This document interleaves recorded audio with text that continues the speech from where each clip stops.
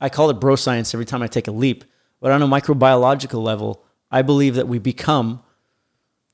homogenize with the people that we spend the most time with. Isn't that proven? Hasn't it been demonstrated that we actually exchange?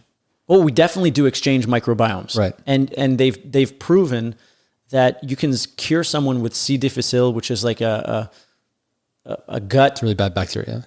Bad gut bacteria by transplanting someone else's feces into your stomach, and it'll cure it. Which is crazy. Which is insane. Yeah. You could literally take your and here's a crazy one, and I guess there were some the mice.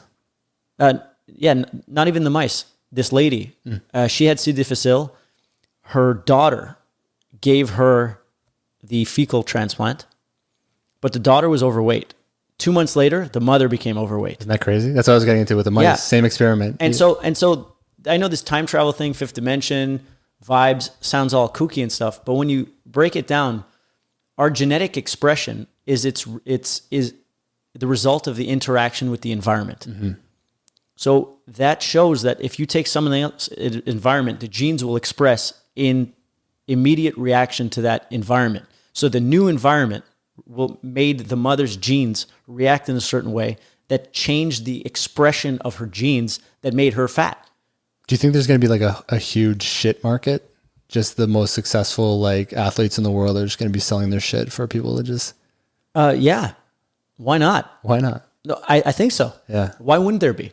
The first stage is like testing, which is cool. You've done one of the microbiome assessments? Viome. Yeah. And it told me exactly the foods that disturb my stomach. It told me that tomatoes fuck me up. It told me spinach and kale fuck me up, and they do every time I have a fucking salad. My stomach's upside down. It told me that I do really well with meat. It told me... Here's my question. How much is that test influenced by the current sort of transient state of your microbiome? Because your microbiome changes like crazy, right? Depending on what you're eating, your environment, all these different factors. Yeah.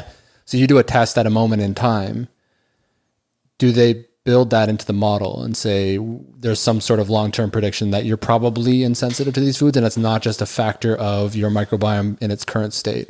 Well, I'm not sure. But when I took the test, I was eating horribly. Okay. Pure garbage. I was eating donuts. I was eating McDonald's. Like I was still fasting and all that stuff. That's kind of what I was wondering, because you're not eating kale. You don't have the healthy like bacteria and biota to process kale. So the test is like, well, you're not going to do well with kale, which is true at that moment in time. Yeah. But also a lot of our microbiome comes from our mother. I didn't know So that. like the baseline microbiome. So a lot of my mom's food insensitivities, I turned out to have the same ones. Do you know why that is? I know when we come out of the birth canal, that's the first microbiome that we get. Got it. We get scooped up in it. Yeah. And like, my baby bald head scooped up all my mom's vaginal fluids, which were filled with the first microbiome, and you get from the breast milk as well. Got it. And that's... Thanks for the visual. Really, cemented it. I just want to make sure that you and all the third-party vibe trillions in the Galactic Federation can understand it as well. But microbiome is huge. So let's say we spent all of our time together. My theory, based on the shit transplant, is that our microbes will start to homogenize. And the tale as old as time is that we become the average of the 5 people we spend time with. Well, I believe that not only does our microbiome homogenize, which creates our genetic expression. So like, let's say the people we hang out with, we will have generally the same body fat percentage. And like, if you look around and you see people walking around together, they're usually around the same body type. They often dress the same. So now this is a different thing. Your sense of style, your sense of cool, your sense of politics, your sense of whatever, I believe the brain or ideas, or maybe it's the source is words, homogenize in the same way. Right. Like our balance of normal, our perspective. The subconscious. Yeah. And so that's why this logo is people are our ultimate source of subconscious programming, because we're receiving them on a microbial level, on a verbal level, on their frequency level, which is their stress level. Mm-hmm. And that's why people often tend to, they always say that the girls, let's say with like troubled dads, will end up with guys who are equal to their dads because on a subconscious level, that's what they're used to. That's what their subconscious is comfortable with. Right. Yeah. They built a relationship that has a certain flavor to it that they seek out in some way to fill. Because if they're missing it from one, they want to get the same thing that's familiar. And so is that the fifth dimension cloud that's just guiding them to what they're closer to? Or is that just a visualization of the reality that happens anyway? But once you become an observer, you can choose, or at least you have more choice. Yeah. Instead of just blindly going into it. What do you think the relative weighting of importance is for all those different types of input? Because like from my experience, definitely the people you hang around is huge. That has to be up there. But my first, if I'm at like a low, if I'm just at a shitty point in my life, I'm not doing the right things, I'm not engaging in the right habits, I've given up on meditation, I'm eating like shit. Always my first lever to pull is diet.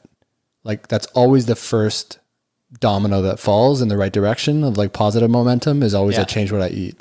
And I find that creates like this momentum that then builds and builds and builds and builds. And the other stuff starts to kind of align around that as like a scaffold for positive change. Well, that makes total sense to me because think about it. When you start to eat well again and your stomach is not in dysbiosis, then your inflammation goes down.